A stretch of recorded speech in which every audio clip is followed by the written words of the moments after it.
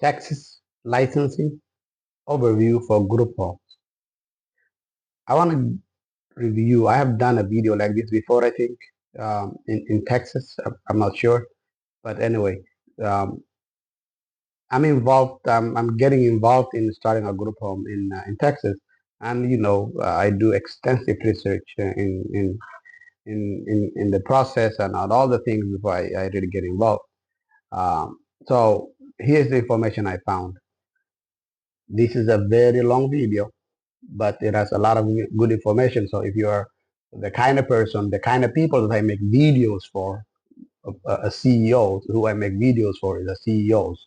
I don't make videos for entertainment. So if you're that kind of person, go ahead and watch the whole thing, and hopefully you learn something from it. And you can reach out if you need consultation. Go to softia.com and get your consultation there. In Texas, there is an assisted living facility and there is a group home. I'm going to differentiate both of them. Assisted living facility is what they call an establishment that provides food and shelter to four or more persons unrelated to the owner of the business, okay? Along with providing personal care and medication management, whether it's administration or supervision, okay? There are three types of assisted living facility: type A, type B, and type C, okay? Which they call it legacy licensing, type C.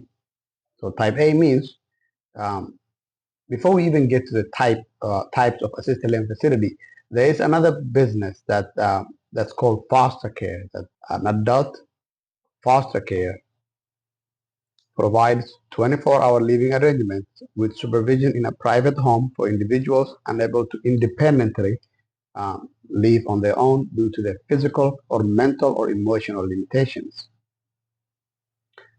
The thing about this, the crucial about the AFC, is that you can serve only up to 3 unrelated adults residents living in that home, and you live with them.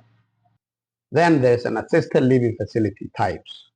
Assisted living facility types is an establishment that provides food and shelter to four or more, up to 16 who are not related to the owner, along with providing personal care, medication management. This could include administering medications or medication supervision.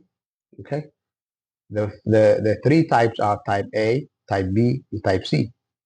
Type C is also called legacy licensure. This is no longer available. So the new application for type C licensure are no longer accepted.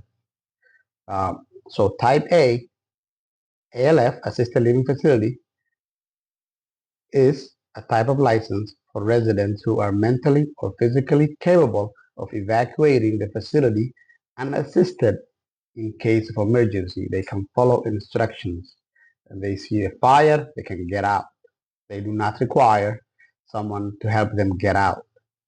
Okay, this type of licensing, uh, you don't have to have someone sleeping over.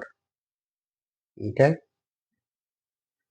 Now, type B, this type of license is for residents who may require the assistance of a staff to leave the facility. So if there was a fire, they can't leave on their own. They are incapable of following directions in an emergency, which requires a nighttime attendance, which means 24-hour care. So type A might not require 24-hour services. Type B will require 24-hour services. The only difference between type A and type B is the kind of client you get and what their needs are. Okay. Now, there's something called another group home, HCS group home. That is home and community-based services group home. This is the waiver. Everyone knows it as a waiver. Everyone knows it. In Minnesota, they call it 245D. In Maine, they call it Section 28, Section 20. Everyone calls it something different, but the government, the federal government, calls these home and community-based programs, and they have a group home.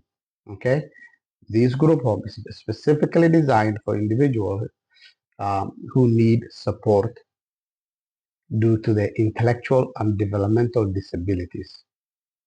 Okay, and Medicaid will pay for that. So these are typically 3 to 4 person residents. So that means you can get 3 to 4 people per home. Okay, operators targeting this specific population must align their services, facility design, and staff training with the requirement of the group home program. What is that? I am all for getting type B license and then um, seeking the license for group home, which is the IDD program. Okay, adult foster care, maximum of 3 people. Assisted living facility, 4 types. Okay, you can get 4 people minimum, 16 people maximum. Okay, um, type A, physically mental, capable of unassisted evacuations. You don't need night shift. Okay, type B, 4 to 16 people require staff assistance for evacuating out of the facility. It requires night shift. HCS group home is for IDD Medicaid program, 3 to 4 people. You have to have a contract to do the enrollment for um, for IDD with Medicaid. Okay, the requirements are almost all of them the same, right? Um, yeah, if you need a facility, you need to pass the inspection. Um, initial steps are you get a computer-based training. You, the person who's going to do the business, register your business, get local approvals, submit your application, upload the documents, they review your application. You go through life cycle, life safety code, safety or an inspection of the facility. That's what they call it, life safety code survey. Then after you have served 1 to 3 clients, you do a health, they come out to do a health survey, and then they will give you your license. This is an extensive business that requires an extensive analysis from you, the person. The facility is not yours. You need some serious contract. Um, uh, um, you need some serious contract with that landlord that they cannot kick you out in few years when you just start to make money. It's best that you rent this from a corporate, not an individual. Uh, you need to make sure you have enough money, and if you don't have enough money, you need to make sure you can furnish that house in the first month and make it an Airbnb. So that way, when you are waiting for your licenses, you're not accruing the cost of the rent. Okay.